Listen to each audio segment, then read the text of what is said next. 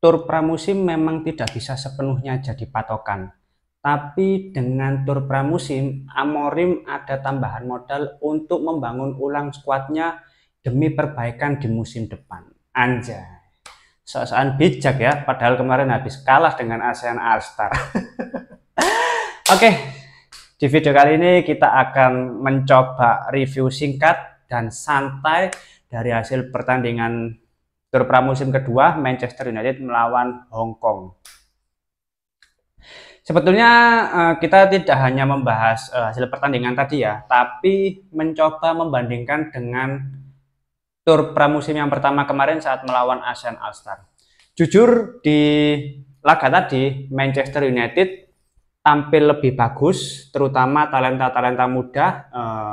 Harus kita akui banyak sekali talenta muda yang musim depan layak diberi kesempatan.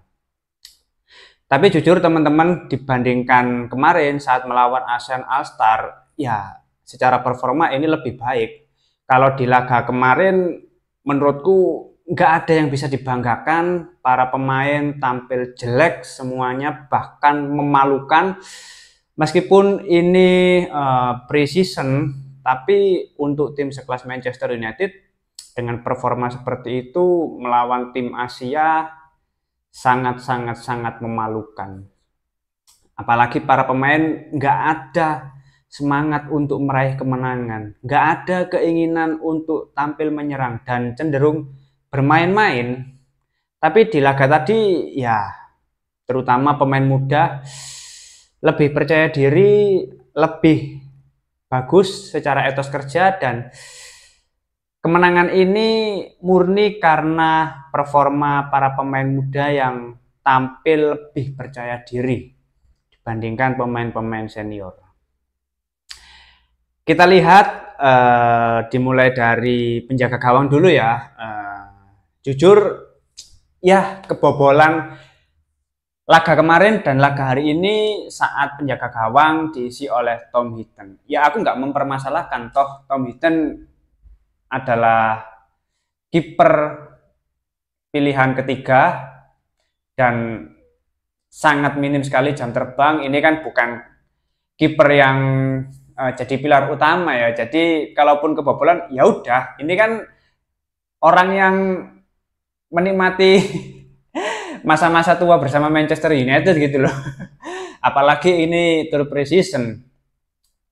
Tapi untuk Altay Bayindir ya ada beberapa save yang cukup krusial dan tampil bagus di laga tadi. Tapi itu semua nggak penting, nggak menjadi tolak ukur, karena di bursa transfer besok kalau ada dana sisa ya Manchester United tetap harus mendatangkan kiper baru dan menjual Andre Onana. Selanjutnya kita lihat di lini pertahanan. Sebetulnya di lini pertahanan ini yang membuatku menarik adalah performa dari pemain-pemain muda. Karena ada nama-nama baru yang menurutku layak diberi kesempatan di musim depan. Seperti Munro, ini secara performa sejak laga kemarin menurutku dia tampil lebih nyaman, lebih tenang, dan perlahan mulai menyesuaikan dengan skema Ruben Amorim. Lalu Eden Even, Fredrickson ya tetap tampil stabil seperti biasa. Justru menurutku yang kurang adalah Godwill Kukonki. Dari laga kemarin, Kukonki ini kan kalau kita lihat oke lah secara postur tubuh hampir 2 meter ya, 197 cm. Tapi secara speed, nah ini yang selalu jadi masalah. Speednya masih terbilang lambat, terus ketika ada situasi counter attack, ya dia kelagapan. Dan terbukti di laga kemarin dia mendapatkan kartu kuning karena ketika situasi counter attack dia terlambat untuk kembali ke posisinya, terus di laga tadi pun masih sama saja belum ada perubahan. Dan menurutku Kukonki ini cukup riskan kalau misalkan bermain di kompetisi Premier League, mengingat tempo dan intensitas permainan sangat tinggi, sedangkan Kukonki ini tipikal back-back yang sepertinya lebih cocok di Serie A. Kalau untuk Premier League ya cukup riskan, God Will Ku Kon Ki ini. Jadi menurutku musim depan masih belum waktunya God Will Ku Kon Ki untuk mendapatkan kesempatan bersama tim senior. Yang layak diberi kesempatan justru Munro dan Fredriksson. Selanjutnya kalau kita lihat lini tengah ya, untuk wingback kanan ini sebetulnya ada pemain akademi juga yang sebelumnya sempat kita bahas dan harusnya layak diberi kesempatan, yaitu Jadon Kamason. Nah, Jadon Kamason ini kan secara atribut dia memang cocok diplot sebagai wingback kanan. Karena kalau kita lihat di laga tadi dan laga kemarin, dia bantu pertahanan juga oke, bangun serangan juga oke, meskipun di sepertiga akhir masih sering mengalami kebuntuan dan kalau udah mentok masih sering back pass. Tapi secara performa untuk pemain yang masih berusia sangat muda, minim pengalaman bersama senior, ya dia layak diberi kesempatan. Kalau untuk Ahmad ya udahlah, dia memang secara performa nggak perlu diragukan. Bahkan di laga tadi dia tampil lebih nyaman, ya kayak lengket banget sama bola, nggak ada pressure apa-apa dan cukup membahayakan ketika berada di sepertiga akhir. Lalu untuk wingback kiri, sebetulnya kita nggak perlu mempermasalahkan lah untuk Patrick Dorgu dan Harry Amas, ya secara performa harus lebih banyak ditingkatkan lagi kalau mau bersaing di kompetisi Premier League musim depan. Untuk duet gelandang tengah, nah duet gelandang tengah ini yang menjadi perhatian di laga tadi dan laga kemarin adalah performa dari Seko Kone. Nah, Seko Kone ini pemain yang didatangkan atas kelihayan Christopher Vivell dalam menemukan talenta-talenta muda. Dan terbukti ketika bersama pemain akademi dia tampil sangat solid, lengket banget. Ketika on possession dia sangat bagus. Visinya udah ada, tapi yang menjadi kekurangan untuk Seko Kone adalah atribut fisiknya ya. Masih sering kali jatuh, body balance-nya masih kurang dan masih perlu ditingkatkan lagi untuk aspek fisikalnya. Tapi kalau dia secara postur, secara fisik udah lebih mumpuni, aku yakin Seko Kone ini akan menjadi gelandang bertahan Manchester United yang sangat bersinar dalam beberapa tahun mendatang. Karena sebagai bentuk regenerasi Seko Kone ini sangat menjanjikan menurutku. Mungkin di musim depan kalau Manchester United tidak mendatangkan pemain baru di lini tengah, kayaknya Seko Kone ini bisa menjadi pemain rotasi yang layak dipertimbangkan. Atau kalau misalkan Manchester United sudah ada stok untuk pemain-pemain di lini tengah, dia bisa dipinjamkan di kasta kedua Liga Inggris di divisi Championship agar dia mendapatkan pengalaman dan meningkatkan aspek fisikalnya. Jadi ketika kembali bersama Manchester United dia sudah lebih siap lagi. Lalu untuk lini serang ya dimulai dari Silesi. Nah, menurutku ini pemain yang tampil bagus juga. Dan ada nama lain Jack Moorhouse. Ini dua nama yang cukup meyakinkan untuk bermain di laga tadi. Beberapa kali juga menciptakan peluang meskipun masih terbatas menit bermain yang diberikan oleh Ruben Amorim. Tapi di sini kita tidak menuntut para pemain itu tampil bagus. Di sini tujuan utamanya adalah melihat siapa saja yang bisa beradaptasi dengan skema 3-4-3. Dan nama-nama seperti Silesi, Jack Moorhouse ini bisa beradaptasi secara perlahan, tentu dengan menit bermain yang akan disesuaikan. Dan yang terakhir Sido Obi. Nah, Sido Obi ini sangat menarik perhatian karena di laga tadi dia mencetak 2 gol.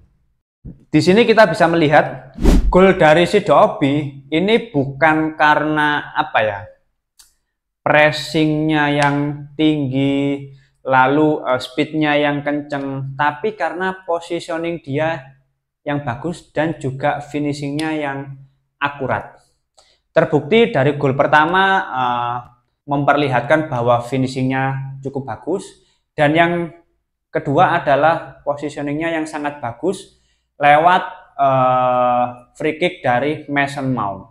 Dan aku berharap di kesempatan berikutnya si Dobi bisa tampil seperti ini. Karena kalau kita lihat di laga-laga sebelumnya, memang Obi ini terlihat masih masih sangat polos gitu loh, masih grogi, masih gugup aja tampil bersama tim senior. Tapi dengan adanya tur pramusim ini diharapkan si Dobi bisa lebih percaya diri lagi dan bisa mencetak gol-gol lainnya bersama tim senior Manchester United. Agar ya tujuannya memberi kesempatan pemain-pemain akademi ini agar para pemain ini bisa ada penyesuaian dengan skema Ruben Amorim dan sebagai bentuk regenerasi agar ya kalau bisa memaksimalkan tim akademi, ya pihak manajemen nggak seluruhnya mendatangkan pemain-pemain baru gitu loh, agar ada rotasi juga untuk kedalaman squad biar lebih bagus. Apalagi 3 gol di laga tadi murni dicetak oleh pemain-pemain muda,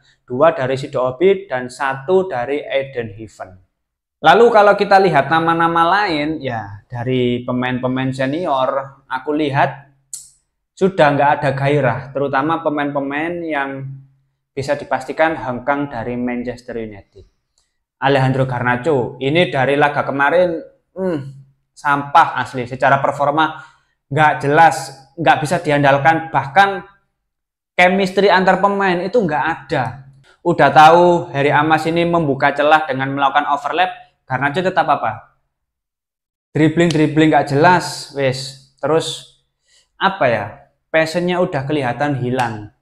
Bruno Fernandes pun demikian. Menurutku di laga tadi ya, bahkan dari laga kemarin udah kelihatan banget sepertinya dia sudah nggak fokus bermain di Manchester United, dan aku lihat sepertinya Bruno akan menerima tawaran untuk pindah ke Al Hilal. Melihat performa di laga tadi dan kemarin ya, kayaknya kita akan mengucapkan salam perpisahan terhadap Bruno Fernandes. Tapi di sini kita semua bisa melihat ya teman-teman, pertandingan selama tur pramusim ini itu tidak membuktikan apa-apa, menang atau kalah ya udah. Karena tujuannya apa? Ya tujuannya untuk seleksi, untuk adaptasi dan melihat pemain-pemain muda ini apakah bisa cocok dengan skema Ruben Amorim. Justru yang menurutku menarik nanti ketika pemain-pemain baru ini berhasil didatangkan ke Manchester United dan diikut sertakan ke dalam tur pramusim, baru kita bisa menilai sejauh apa progres yang sedang dibangun oleh Ruben Amorim guna mempersiapkan musim berikutnya. Kalau untuk sekarang ya mau sebagus apapun ya, kalau skuadnya masih sama ya udah gini-gini aja gitu loh. Bahkan beberapa pemain yang sudah dipastikan akan hengkang nggak ada passion sama sekali. Teman-teman bisa melihat sendiri Garnacho, ya Casemiro, terus Rasmus Højlund apalagi. Ini bahkan di laga tadi dibandingkan Sido Obi masih bagus Sido Obi secara kontribusi. Rasmus Højlund ya seperti itulah gitu loh. Jadi menang atau kalah ya kita nggak usah marah, nggak usah kecewa. Toh di musim kemarin kurang kecewa apa kita sebagai fans Manchester United. Justru ini adalah lembaran baru bagi kita semua, sambil menunggu pemain-pemain mana saja yang akan didatangkan ke Manchester United, yang akan melengkapi puzzle-puzzle sesuai dengan kebutuhan Ruben Amorim. Mungkin itu dulu ya pembahasan kita di tur pre-season ini saat melawan Hong Kong dan laga kemarin saat melawan ASEAN All-Star. Kalau teman-teman ada opini lain langsung tulis saja di kolom komentar, kita akan diskusi santai seperti biasa. Terima kasih sudah menonton video ini, jangan lupa like, komen, dan subscribe. Salam.